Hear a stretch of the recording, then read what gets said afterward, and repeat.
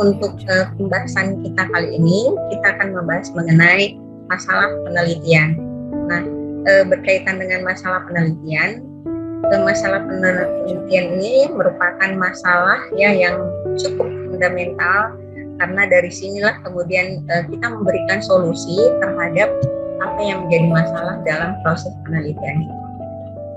Nah, masalah penelitian di mana urgensinya, karena merupakan masalah utama, alasan utama kenapa kita harus melakukan penelitian tersebut. Jadi dasarnya ya, sama dengan misalkan biasanya kalau dalam kondisi ada teman belajar yang begitu menggebu-gebu ya dalam belajar, awalnya kita malas, tapi karena teman kita itu juga rajin, nah kita jadi ikut-ikutan, lama-lama itu menjadi kebiasaan yang baik, menjadi sebuah habits ya yang kita pupuk, karena setiap hari kita bertemu dengan dia dan dia dalam kondisi bureng istilahnya ya, bukan juga bureng tapi dia rajin belajar. Nah akhirnya kita menjadikan itu sebagai pembiasaan pula. Nah, jadi di sini dalam proses penelitian masalah itu yang kemudian harus ditemukan terlebih dahulu. Nah, beberapa di antara ya reviewer nasional maupun internasional itu menitikberatkan masalah itu. Jadi ketika misalkan mereka hendak memilih artikel yang akan dipublikasikan, yang dia terima untuk dipublikasikan di artikel mereka itu menilai dari masalah yang mereka angkat, apakah masalah tersebut itu layak untuk dipublikasikan ataukah tidak. Nah itu bergantung dari konten jurnalnya dan bergantung juga dari kualitas artikel yang kemudian kita akan publikasikan. Nah itu, sehingga masalah ini sangat penting. Nah, masalah penelitian ini juga harus objektif ya, harus dibuktikan melalui secara logis dan menjadikan itu sebagai masalah. Nah, jangan kemudian menjadi tidak logis. Misalkan yang kasus kemarin masalah hujan ya, pawang hujan itu kan katanya ada cara untuk supaya hujan itu tidak berhenti. Nah, kemudian didatangkanlah dengan cara-cara medis seperti itu. Nah, kalau dalam masalah penelitian itu tidak bisa diterima secara logis ya, secara logika manusia, kemudian juga tidak valid ya. Bagaimana cara membuktikannya? Apakah dengan menggunakan misalkan metode A atau pendekatan A, kemudian hujan akan turun? Nah, terus kalau misalkan hujan tidak turun, nah berarti dianggap bahwa metode yang dilakukan itu tidak berhasil. Nah, jadi dalam hal ini itu tidak masuk dalam kategori tidak sesuai dengan logika dan tidak valid. Nah, bagaimana caranya? Misalkan satu masalah itu menjadi logis dan valid. Nah, berarti di sini kita harus melakukan studi pustaka, studi literatur review terhadap hasil penelitian orang-orang sebelumnya. Karena dari kajian pustaka itulah kemudian kita bisa melihat penelitian yang mana yang kemudian cocok dengan saya dan sudah dikerjakan oleh orang sebelumnya dengan menggunakan metode A, dengan menggunakan pendekatan A atau pendekatan B. Nah, sehingga nanti saya misalkan mau mengerjakan dengan pendekatan B dengan jumlah data sekian dan sekian ya, jadi jelas arah dari apa yang akan kita angkat. Nah, dengan banyak membaca jurnal atau membaca literatur. Berhayal boleh ya, biasanya kan juga masalah itu timbul dari adanya hayalan kita sehingga lahirlah ide-ide. Nah, untuk melihat persoalan di sekeliling ya, bahwa ada persoalan ternyata seperti ini. Nah, dari hayalan itu kemudian kita membangun bagaimana caranya ya sesuai dengan keinginan saya sampai saya bisa nantinya menerapkan begitu loh satu pendekatan tertentu yang mungkin pernah saya lihat dalam film, pernah saya baca ataukah misalkan tonton di YouTube. Nah, bagaimana caranya merealisasikannya? Nah, hal-hal yang seperti itu merupakan jalannya kita untuk menemukan masalah. Nah, bentuk mengungkapkan masalah penelitian ini ada kalimat pernyataan, ya, kemudian kalimat pertanyaan atau kalimat tujuan. Nah, sebenarnya kalimat-kalimat ini merupakan kerangka berpikir, ya, kerangka pikir kita untuk menyusun dan memperluas, mengeksplorasi kalimat yang akan kita gunakan untuk menyusun sebuah paragraf, untuk menyusun beberapa paragraf, membentuk menjadi satu bab, dua bab, bab satu, bab dua, kemudian bab tiga. Nah, dari apa kalimat pernyataan tadi, kemudian pertanyaan dan tujuan. Nah, itu ya. Kemudian, nah di sini ada masalah nih. Nah, ada masalah ini. Nah, dari masalah ini nanti kita akan menemukan solusi apa kira-kira, ya kita bayangkan solusi apa kira-kira yang bisa menyelesaikan masalah ini.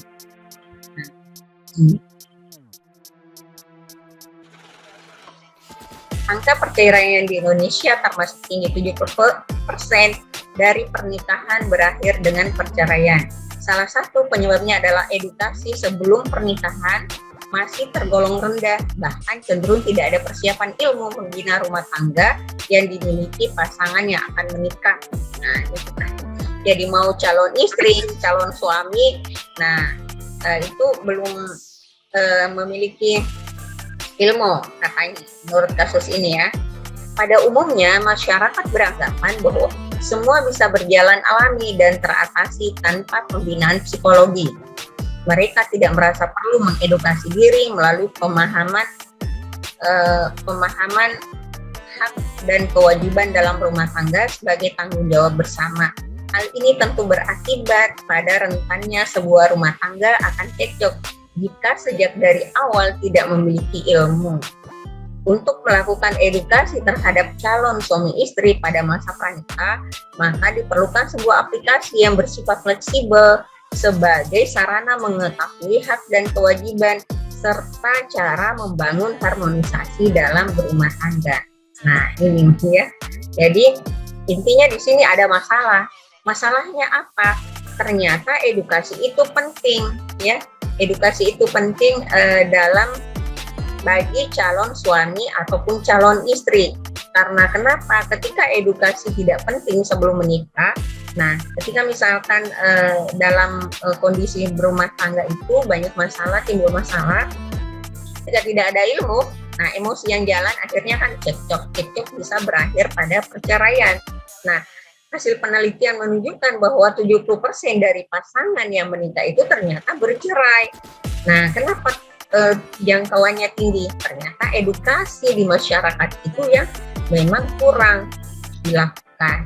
Nah, sehingga salah satu cara yang kemudian diberi solusi yang bisa diberikan adalah memberikan edukasi berupa perancangan atau pembuatan aplikasi yang memiliki konten untuk mengedukasi berkaitan dengan hal-hal atau faktor-faktor mengenai apa yang menjadi hak, kewajiban suami ataupun istri. Terus kalau misalkan ada konflik, bagaimana caranya mengatasi konflik tersebut.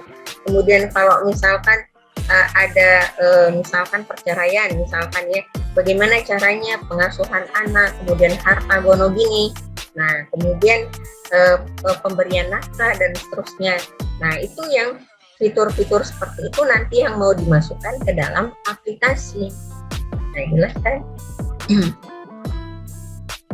Nah, kalau kita ringkas ceritanya ya, banyak di antara pasangan pranikah tidak mendapatkan edukasi sebelum nikah mengenai hak dan kewajiban mereka. Akibatnya rentan terjadinya konflik rumah tangga akibat tanggung jawab yang tidak dijalankan. Nah, solusi yang biasanya diberikan oleh kita dalam bidang computing adalah membuat aplikasi untuk mengedukasi pasangan pranikah. Salah satunya ya, ini kan sistem informasi ya. Sistem informasi itu mengeksplorasi bagaimana sebuah sistem ya dibentuk, kemudian kenyamanan misalkan bagi penggunanya dan seterusnya. Nah, itu ya. Nah, berikutnya, hubungan antara masalah dengan tujuan. Jadi kalau misalkan kita ada masalah, berarti kan nanti harus ada solusi yang diberikan. Nah, solusi yang diberikan itu berarti kita harus menentukan tujuan dari solusi tersebut itu seperti apa, atau tujuan memberikan jalan keluar bagi permasalahan itu apa. Jangan cuma menambah masalah, tapi kemudian tidak memberikan solusi. Ataukah memberikan solusi tapi tidak nyambung dengan permasalahan yang ada. Nah, ini kan juga menjadi problem ya. Berikutnya, apa yang menjadi tujuan penelitian? Untuk merancang dan menguji kelayakan aplikasi yang bisa memberikan edukasi bagi calon suami atau calon istri pada masa pranikah berbasis mobile Android. Artinya begini, kita membuat satu aplikasi di mana aplikasi ini bisa mengajari calon suami ataupun calon istri. Nah, secara fleksibel. Jadi nggak perlu lagi kita nyewa guru begitu, ataukah misalkan nyewa ustaz, ataukah misalkan sebelum menikah, kasarnya seperti itu ya. Nah, tinggal kita menggunakan aplikasi tersebut. Nah, kita sudah banyak teredukasi berkaitan dengan fitur-fitur yang ada pada aplikasi itu. Nah, itu maksudnya. Nah, terus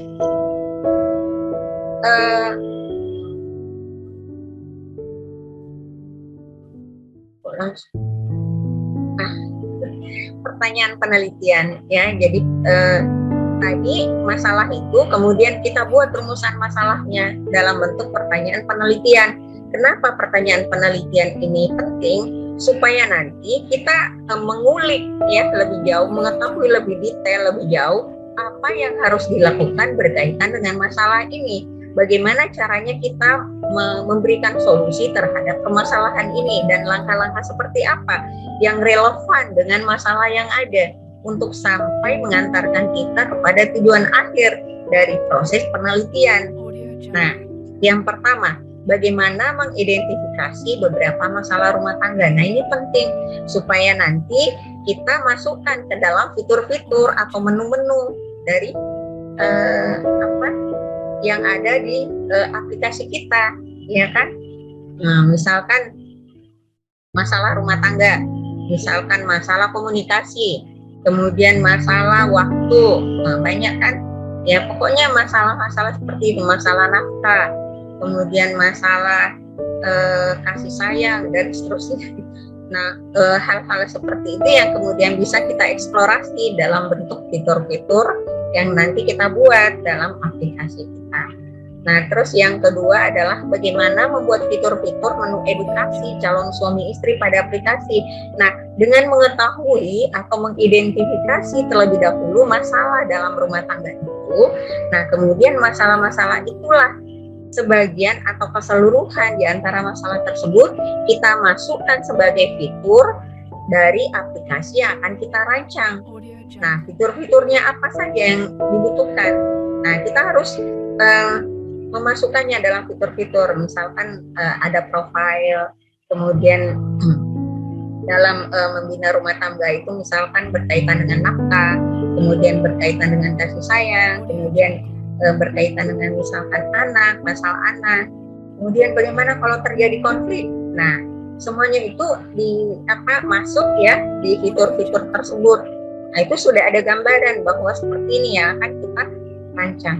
Nah, jangan hanya sekadar mengatakan bagaimana membuat bagaimana membuat aplikasi edukasi untuk mengedukasi calon suami dan istri dengan menggunakan atau berbasis Android. Nah, hanya sebatas itu. Tapi kemudian kita mampu merincikan apa-apa fitur-fitur atau variabel apa yang dibutuhkan dalam hal ini. Nah, berikutnya bagaimana melakukan pengujian perangkat lunak secara logika dan fungsionalitas. Nah, ini. Nah, setelah fiturnya kita ketahui, kemudian kita buat interface-nya kan. Nah, kita buat rancangannya dulu. Nah, rancang dulu, setelah itu kita buat interface-nya. Nah, setelah itu dilakukan pengujian perangkat lunak ya. Pengujian perangkat lunak bisa menggunakan white box ataupun black box. Kalau white box ya seperti itu ya. untuk menguji kebenaran logika dan kemudian fungsionalitas atau fungsi dari tombol-tombol atau menu-menu yang kemudian kita rancang ya dalam aplikasi tersebut.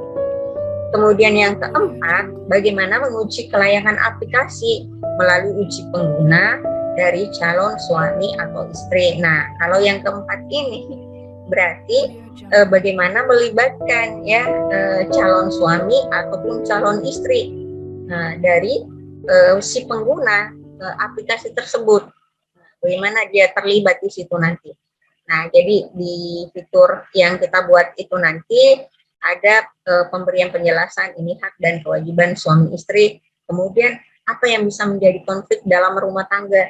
Nah, kemudian ada juga nanti video yang kemudian memberikan gambaran, nah seperti ini contoh konflik yang bisa muncul antara suami dengan istri.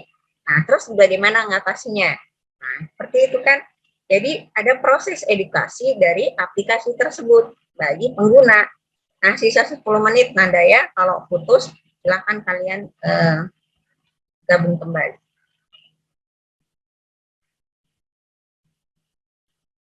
Berikutnya, tujuan penelitian. Nah, jadi tujuan penelitian ini merupakan redaksi kalimat yang kita gunakan untuk menjawab pertanyaan penelitian tadi. Nah, kenapa perlu dijawab? Untuk merealisasikan langkah apa yang harus dilakukan. Jangan cuma pintar bertanya, tapi kemudian tidak bisa jawab. Nah, berarti tidak bisa merealkan prosedur dari penelitian itu. Tahapan apa yang harus dilewati untuk sampai pada tujuan atau output dari penelitiannya. Nah, pertama, untuk mengidentifikasi masalah yang berkaitan dengan hak dan kewajiban pasutri, pasangan suami istri. Di sini tanda maaf ya, tanda tanyanya ini belum Ibu hapus. Untuk mengidentifikasi. Nah, jadi mengidentifikasi masalah yang berkaitan dengan hak dan kewajiban suami istri. Nah, itu tujuan penelitian. Nah, bisa juga di sini nanti kita jelaskan beberapa poin mengidentifikasi masalah apa, misalkan masalah pemberian nafkah, kemudian masalah waktu, kemudian masalah anak, masalah warisan, dan seterusnya, atau masalah harta.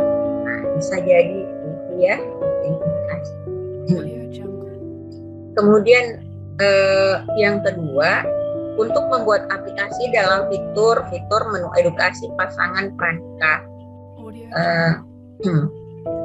Jadi membuat fitur apa yang kemudian yang akan kita buat di situ ya. Jadi dijelaskan. Nah, ini fitur-fitur yang dirasa penting untuk dimasukkan sebagai sistem informasi hubungannya dengan edukasi yang akan kita berikan kepada calon suami atau calon istri.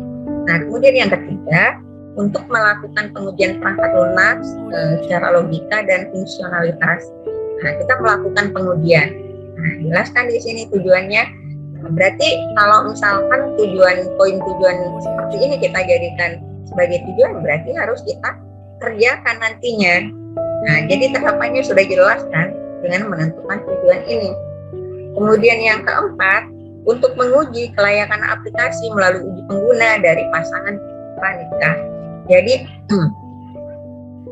proses pembagian kuesioner atau angket setelah misalkan pasangan tersebut ataukah bukan pasangan ya, calon suami secara tunggal, kemudian istri secara tunggal, kemudian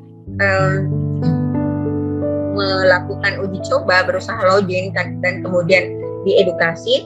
Nah, di situ nanti ada pertanyaan-pertanyaan yang kita susun. Apakah misalkan setelah mengetahui ini kamu sudah paham dan kemudian mengetahui konflik dalam rumah tangga itu seperti apa, dan bahkan mungkin kita bisa menambahkan di aplikasi tersebut semacam game ya, kalau misalkan ada masalah begini, nah bagaimana cara mengatasinya. Nah, di situ ada beberapa solusi yang diberikan, misalkan ya solusi yang paling tepat yang diambil oleh suami istri. Apakah ketika terjadi misalkan amarah begitu ya, lagi emosi bertengkar, apakah langsung cerai saja, atau kan misalkan berpikir baik-baik. Nah, di situ ada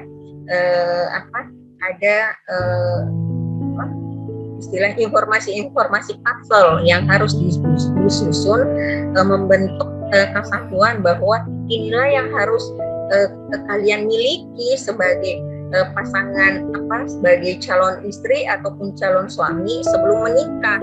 Nah, sehingga ketika kalian menikah itu gambarannya jangan cuma yang enak-enak doang, tapi tanggung jawab itu yang akan terjadi dalam pernikahan yang sebenarnya, ya, karena tanggung jawab itu jauh lebih besar dan seterusnya. Nah, gambaran seperti itu yang kemudian bisa menjadi pertimbangan seorang, apakah memang dia harus menikah dalam waktu yang cepat ataukah dia menikah dalam waktu yang lama. Nah, atas beberapa pertimbangan dari aplikasi yang edukasi itu, ya. Dan itu melalui pengujian dari pengguna. Jadi penggunanya nanti akan melihat apakah aplikasi yang dibuat ini layak atau tidak layak, ya, sesuai dengan keinginan calon suami dan calon istri. Nah, diuji juga oleh orang yang sudah menikah, misalkan, ya, bahwa oh iya memang sesuai. Kalau istilahnya pendapatnya yang calon menikah, ya dia kan belum menikah, belum merasakan bagaimana. Nah, sementara kalau bagi yang sudah menikah, nah itu akan menguatkan bahwa aplikasi edukasi yang diberikan kepada calon suami ataupun calon istri ini memang sudah memenuhi standar kelayakan dengan nilai bagus, misalnya. Itu ya, itu yang penting. Nah, bagaimana kita kemudian berusaha untuk menemukan masalah? Apakah masalah itu datang dengan sendirinya? Tidak. Kita harus mencari masalah itu. Dari mana kita bisa menemukan masalah itu? Dari sekeliling kita, ya. Banyak masalah yang ada di sekeliling kita, cuma seperti biasa kita kurang peka melihat masalah itu, kemudian hubungkan dengan sistem informasi, ya. Masalah yang ada di sekeliling kita hubungkan dengan sistem informasi. Minyak goreng. Nah, minyak goreng, jangan kira minyak goreng itu hubungannya dengan ibu-ibu atau emak-emak doang. Ketika dapurnya nggak ada minyak goreng, wah galau mereka. Nah, tidak seperti itu. Tidak seperti itu, ya. Kalau kalian kan mungkin taunya cuma menyantap saja, ya. Kalau emak-emak itu, wah, dia sudah bertanduk itu kalau nggak ada minyak goreng misalkan. Apalagi harus ngantri. Nah, bagaimana caranya? Kemudian kita bisa menemukan kita bisa memberikan solusi hubungannya dengan sistem informasi dengan minyak goreng ini, dengan ketersediaan minyak goreng. Pikirkan caranya, hal apa? Nah, bacalah dari studi literatur, baca dari jurnal, baca dari proceeding, bahkan konten-konten YouTube bisa kalian gunakan sebagai pemantik, ya, untuk menemukan ide, untuk memperkaya wawasan kita ketika misalkan kita keluar rumah, wah ini masalah, bisa hubungannya dengan IT atau hubungannya dengan kompetensi saya. Wah, naik di angkot, wah ini saya bisa angkat sebagai satu masalah. Di kampus ada perkelahian, kemudian bagaimana caranya saya misalkan memastikan kampus saya itu dalam kondisi aman atau apa, dan kemudian itu bukan hoax misalkan, ya. Saya membuat aplikasi seperti apa, dipikirkan. Nah, dipikirkan, bacalah literatur dari apa yang menjadi peluang tantangan, ya, bagi proses penelitian itu. Tujuan-tujuan penelitian, ya, tujuan-tujuan penelitian itu kita baca, oh ini kayaknya relevan, ya, dengan masalah yang ada di sekeliling saya, yang kemungkinannya bisa untuk saya kerjakan. Terus riset tren. Nah, penelitian yang lagi tren, penelitian misalkan mengenai COVID. Nah, hubungannya COVID dengan sistem informasi misalkan. Nah, bagaimana simpang siur, kan ada yang mengatakan COVID itu misalkan vaksin, ya, vaksin itu wah jangan, tidak usah divaksin karena itu hanya memasukkan dalam tubuh kita misalkan mengenai ini. Nah, bagaimana caranya membuat satu sistem edukasi mengenai vaksin itu? Nah, vaksin itu ya, mungkin sebagian di antara kalian ada yang membuatkan sistem multimedia, bagaimana sih proses virus itu masuk ke dalam tubuh, terus bagaimana kalau ada vaksin, nah dalam bentuk 3 dimensi, bisa augmented reality atau virtual reality, nah bisa dengan model seperti itu. Nah bisa juga kemudian edukasi melalui aplikasi, nah banyak kan yang kemudian bisa dikerjakan di sekeliling kita, ataukah bisa juga ada aplikasi kemudian kita analisis ya berdasarkan konten informasinya, berdasarkan menarik tidaknya dari fitur-fiturnya, mewakili tidaknya segmentasi untuk mahasiswa, untuk remaja, ataukah orang tua, ataukah mengcoverkah semuanya.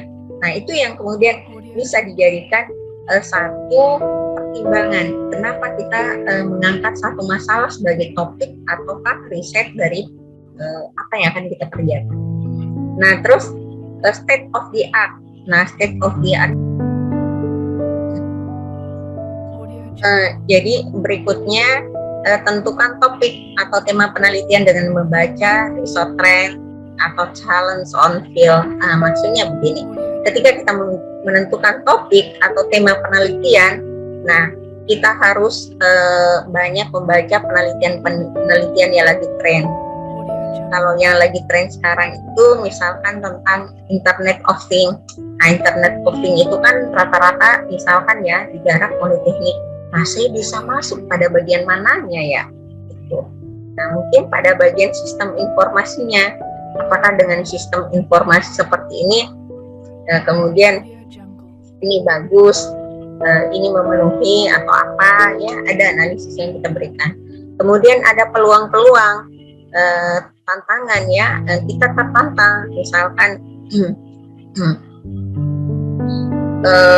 bagaimana caranya ya kita membuat sistem informasi yang misalkan tentang kepadatan penduduk ya, sistem informasi kepadatan penduduk di daerah Biringkanaya. Misalkan Biringkanaya itu kalau kita titik misalkan ya di peta daerah Biringkanaya, wah itu padat penduduk. Nah terus kita titik lagi misalkan di daerah apa ya di Makassar ini yang tidak padat penduduk, sekitar Moncongloe mungkin, wah ini jarang penduduk ini. Nah jadi kita bisa mendapatkan misalkan ya dengan sistem seperti itu, kita bisa mendapatkan informasi dengan menggunakan view misalkan ya, kita melakukan seperti itu, kita tinggal titik dan kemudian akan muncul informasi bahwa di sini kepadatan penduduknya sekian. Jadi kalau misalkan mau membangun satu sistem properti atau apa, jangan milih daerah yang padat ini karena sudah tidak ada lagi misalkan ruang kosong. Jadi kita melihat topik itu, menentukan sebuah topik itu berdasarkan apa yang lagi tren begitu, kekinian, apa yang menjadi tantangan-tantangan dan tidak monoton dari tahun ke berapa, sistem informasi penjualan, sistem informasi apa, waduh sudah ketinggalan banget, masih banyak hal-hal yang lain yang kemudian lebih menarik begitu. Nah terus yang ketiga, tentukan masalah penelitian dengan membaca review paper ya, seperti tadi ya yang ibu sebutkan, harus kalian banyak membaca literatur untuk menemukan siapa yang pernah melakukan penelitian ini, terus apa yang mereka hasilkan. Nah apakah misalkan yang nanti saya hasilkan itu sama dengan mereka. Nah terus kalau misalkan tidak boleh sama dengan mereka, kebaruan apa yang bisa saya tambahkan dari penelitian sebelumnya sehingga penelitian ini berarti atau urgen untuk saya kerjakan. Nah itu yang kemudian harus menjadi pertimbangan, dan itu kita peroleh kalau kita banyak membaca jurnal, membaca paper. Nah karena itu akan membuka wawasan kita, wah kita selama ini seperti katak dalam tempurung ya, yang selama ini kita merasa bahwa oh ini kita hebat banget, ternyata sudah dikerjakan oleh orang lain. Nah berarti kita tambahkan apa supaya ada pembeda, ada novelty sedikit, meskipun sedikit yang kita lakukan dari apa yang dikerjakan oleh orang lain, tapi itu berarti ya menjadi faktor pembeda. Nah, terus berikutnya technical paper. Nah, berarti kita sudah langsung action, ya, action ke bagaimana kita menyusun, mulai dari kerangka pikirnya, pokok-pokok pikiran dari setiap paragraf, dari paragraf pertama, kedua, dari bab terbentuk satu bab, bab 1, bab 2 sampai bab 3, baru kemudian kita susun kita susun mind map-nya atau penelitian terkait dan seterusnya semuanya, ya. Nah, secara teknis kita mengerjakan itu. Nah, ada syarat yang kemudian harus kita penuhi dalam masalah penelitian itu. Yang pertama, menarik. Nah, harus menarik dong, karena segala sesuatu itu kalau menarik, ada motivasi kita, ada apa istilahnya itu, ada sesuatu yang manis begitu loh, untuk kita ulek, untuk kita kepo, ya. Wah, menarik kayaknya ini, bagaimana caranya ya? Saya harus cari di YouTube, saya harus cari di jurnal, saya harus cari di proceeding, atau misalkan di artikel lepas yang ada misalkan di Google search yang kita cari. Nah, itu bisa juga mencari dengan serius, bukan sekadar nyarinya itu nanti saja deh, nanti saja. Nah, misalkan ya. Nah, terus yang kedua, bermanfaat. Nah, berarti ada manfaat bagi kelompok. Apakah kelompok di kampus, di satu lingkungan tertentu, dalam skop sekolah, atau misalkan di dalam skala masyarakat. Jadi ada kemanfaatan, meskipun kemanfaatan tersebut terkadang misalkan kalau kita hanya merancang, nah terus namanya rancangan, belum langsung uji beta di lapangan, baru uji alfa misalkan. Nah, berarti tidak langsung diimplementasikan. Nah, tapi setidaknya kita sudah memiliki solusi langkah, ya, meskipun langkahnya itu mungkin baru di anak-anak pertama, untuk menyelesaikan persoalan yang ada di tengah-tengah masyarakat. Nah, ketimbang kita hanya mengeluh, wah bagaimana sih itu, nah terus apa dong solusinya kalau hanya dengan mengeluh? Nah, berarti kita membuat menjadi lebih real, ya, masalah itu dalam bentuk step by step dari pengangkatan sebuah masalah penelitian. Nah, terus yang ketiga, hal yang baru, berarti novelty, solusi baru yang lebih efektif, kemudian murah, cepat, bisa dikomparasi dengan solusi lain. Nah, ini bahasa umumnya. Intinya itu adalah bahwa ada satu kebaruan yang kita hasilkan dari proses penelitian tersebut, di mana proses kebaruan itulah yang kemudian menjadi pembeda antara penelitian sebelumnya dengan penelitian yang akan kita kerjakan. Nah, misalkan tadi orang sebelumnya itu sudah membuat sistem edukasi untuk calon suami atau calon istri, tapi saya menambahkan misalkan ada augmented reality-nya, atau ada game-nya. Misalkan di sini saya tawarkan game. Kalau misalkan ada masalah seperti ini, solusi yang harusnya diberikan oleh calon ibu atau calon suami seperti apa? Nah, berarti kan pasti si user itu akan memilih jawaban yang terbaik di antara semuanya. Nah, di situ kita lihat bagaimana cara pengguna itu nanti akan menganalisis kemampuannya, ya, berdasarkan emosinya, atau bahkan di aplikasi tersebut kita juga bisa menambahkan pertanyaan-pertanyaan yang sifatnya menguji kesehatan mental seseorang. Apakah dia sehat untuk memiliki istri, atau dia sehat memiliki suami. Nah, sehingga bisa dilihat, wah ini memang tepat dia misalkan ya untuk masuk pada skop pernikahan. Ya, tapi kalau belum, edukasi dulu, kasih bimbingan dulu, ya misalkan bimbingan yang sudah diberikan oleh aplikasi ya cukuplah, tapi kan butuh pendekatan secara emosional, misalkan dari orang lain, temannya kah, atau ustaznya, atau misalkan kalau yang non muslimnya pendetanya, atau pemuka agama mereka. Nah, itu bisa menjadi pertimbangan dari aplikasi yang kita bangun. Nah, kan ada suatu hal yang baru yang kita tambahkan dari apa yang pernah dikerjakan oleh orang sebelumnya. Nah, berikutnya dapat diuji atau diukur. Nah, Kenapa dikatakan dapat diuji atau diukur? Variabelnya. Ya tidak harus dong bahwa menggunakan rumus, tidak harus seperti itu bahwa kalau di teknik itu kan ada rumusnya, terus dibuktikan apakah ini sama dengan ini, apakah akurasinya misalkan itu 70% ke atas, kalau 80% ke atas good, 90% ke atas itu very good. Nah kemudian kalau 99% excellent misalkan ya tidak seperti itu juga, tidak harus. Kalau sistem informasi, nah berarti yang diukur itu misalkan seperti tadi informasinya ya, misalkan kita game itu ada kasus, ada apalagi namanya, ada pertanyaan terus ada jawaban yang akan dipilih oleh pengguna, jawaban yang tepat seperti apa. Nah jawaban yang diberikan itu haruslah bersumber dari misalkan aturan dari pernikahan itu sendiri. Misalkan kalau suami istri itu bercerai, nah terus ada harta segini, nah gimana misalkan ya, nah ada aturannya. Jadi tidak asal kita membuat pertanyaan, tapi terukur bahwa memang ada aktuarisnya itu sesuai misalkan dengan undang-undang. Kalau misalkan dalam hukum Islam ya, biasanya kan pernikahan itu kalau yang Muslim ya sesuai juga dengan pembagian dari Muslimnya. Nah itu bagaimana? Nah itu disesuaikan. Jadi poin pertanyaan itu mengacu kepada itu tadi, proses edukasi yang bersumber dari satu aturan atau hukum tertentu.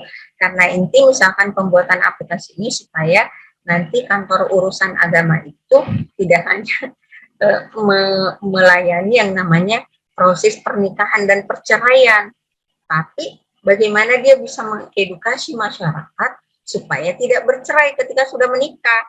Nah, ya kan?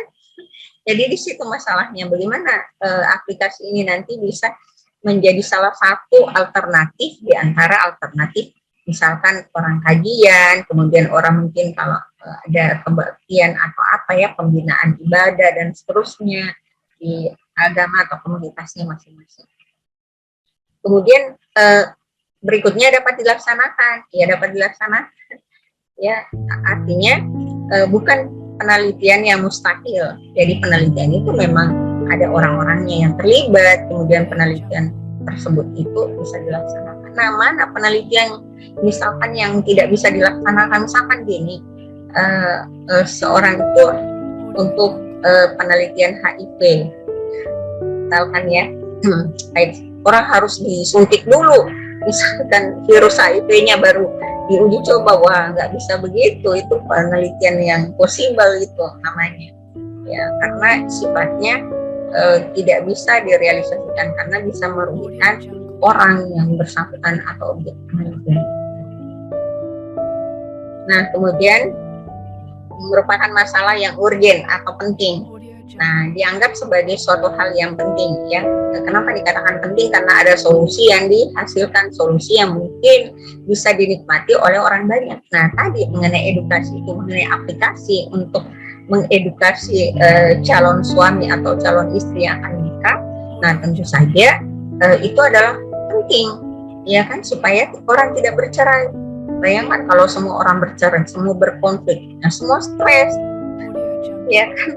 Akhirnya ada emak-emak yang stres, dia nyemplungin anaknya atau dia gorok anaknya. Nah itu adalah rumah tangga yang stres. Kenapa terjadi seperti itu ya? Karena mungkin edukasi sebelumnya itu yang tidak ada. Nah hal-hal yang seperti ini yang kemudian bisa menjadi pertimbangan seberapa penting penelitian ini bagi masyarakat, seberapa penting kira-kira gitu ya.